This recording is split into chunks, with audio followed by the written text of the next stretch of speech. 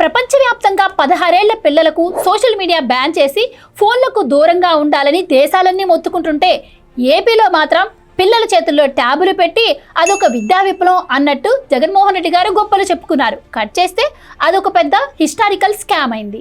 అప్పట్లో మునిగిపోతున్న బైజూస్ కంపెనీని లేపడానికి జగన్మోహన్ రెడ్డి గారు స్వయంగా దావోస్ వెళ్లి రవీంద్రనాథ్తో చేతులు కలిపారు. కంటెంట్ ఉచితమని కలరింగ్ ఇచ్చి ఏపీలోని 9 లక్షల మంది ప్రభుత్వ స్కూల్ పిల్లలను ఆ కార్పొరేట్ సంస్థకు సబ్స్క్రైబర్స్ గా అమ్మేశారు. పోనీ ఆ ట్యాబ్లైనా కరెక్ట్ గా కొన్నారా అంటే మార్కెట్ లో 9,000 రూపాయలకు వచ్చే ట్యాబ్ ను బల్క్ ఆర్డర్ ఇచ్చినా కూడా ఒక్కొక్కటి 13,262 రూపాయలకు కొని కోట్ల కమిషన్ ని నొక్కేశారు. క్షేత్రస్థాయిలో తెలుగు మీడియం పిల్లలకు అర్థం కాని ఇంగ్లీష్ సిలబస్ ఇచ్చి వాళ్ళ చదువుని గందరగోళం చేశారు. పైగా ప్రభుత్వ స్కూల్ టీచర్స్ ను బైజూస్ సేల్స్ ఏజెంట్లుగా మార్చేసి యాప్ యాక్టివేషన్ కోసం వాళ్ళపై తీవ్ర ఒత్తిడి తెచ్చారు. ఇక ట్యాబ్లలో సెక్యూరిటీ లాక్స్ దారుణంగా ఫెయిల్ అవడంతో పిల్లలు చదువు పక్కన పెట్టేసి రీల్స్ చివరకు అశ్లీల కంటెంట్ కూడా అడిక్ట్ అయ్యారు. ఈ ట్యాబ్ల కోసం అమ్మఒడి డబ్బుల నుంచి 2,000 కట్ చేశారు.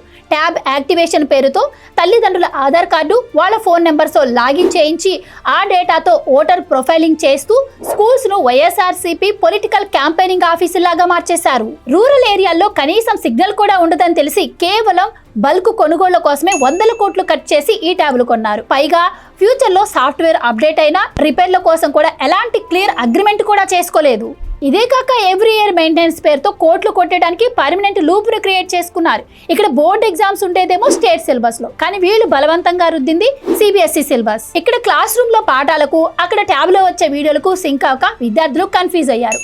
అంటే వీళ్ళ పొలిటికల్ మైలేజ్ కోసం ఒక జనరేషన్ పిల్లల చదువుని ఎక్స్పెరిమెంట్ లాగా వాడేశారు. అటు బైజూస్ రవీంద్రనేమో నాకు ఏపీ గవర్నమెంట్ అఫీషియల్ బ్యాంకింగ్ ఉందని గ్లోబల్ ఇన్వెస్టర్ల దగ్గర కోట్లు అప్పు చేశాడు. ఇప్పుడు ఇన్వెస్టర్స్ ని ముంచినందుకు బైజూస్ రవీంద్రనకు సింగపూర్ కోర్టు 6 నెలలు జైలు శిక్ష విధించింది. మరి విద్యా విప్లవం పేరుతో ప్రభుత్వ ఖజానాను లూటీ చేసి పిల్లల భవిష్యత్తును తాకట్టు పెట్టిన గత ప్రభుత్వంపై విచారణ జరిపించాలంటారా? మీ ఒపీనియన్ ఏంటో కమెంట్ చేయండి.